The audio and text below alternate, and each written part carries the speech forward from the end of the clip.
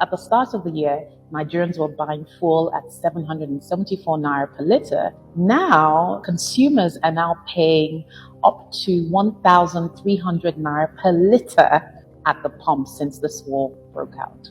Nigeria is Africa's largest oil producer, but it still pays global prices for fuel because most of its oil is refined overseas.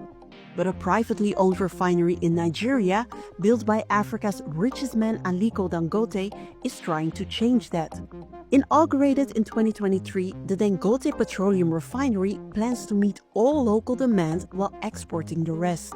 Now with the war on Iran disrupting the global supply of oil and fuel prices, could this be the moment Africa breaks free of its dependency on foreign energy?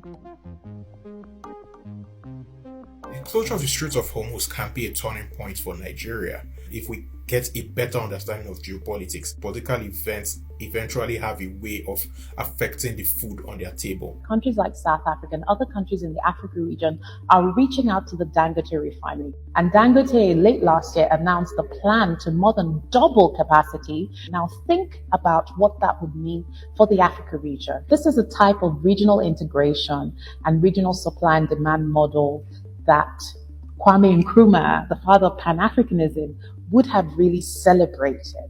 This idea that within Africa, countries can rely on each other. Prior to the Dangote refinery coming on stream, Nigeria had 4 refineries government run that were not refining anything. The Dangote refinery helps to provide some form of buffer.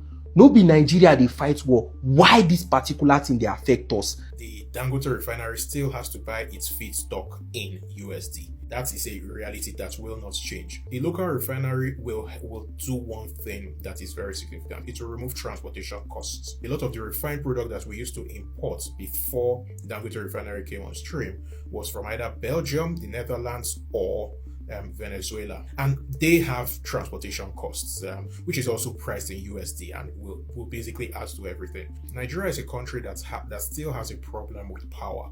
Most Nigerians use diesel or petrol generators to power their homes, at least to supplement public power supply, or in some cases to replace public power supply. I think the people who are being hit hardest by that are essentially commuters who depend on public transportation. But there's another element which isn't being talked about, is the rising cost of cooking gas, LPG. Over the years, the government has made a lot of effort to have consumers transit from using kerosene and other types of wood fuel burning to cleaner cooking alternatives such as LPG. But with the force majeure declared on Qatar LNG, where many countries like Nigeria and other countries in Africa, particularly East Africa, are having to import LPG, a derivative of gas, into the local market. Prices of LPG have gone up.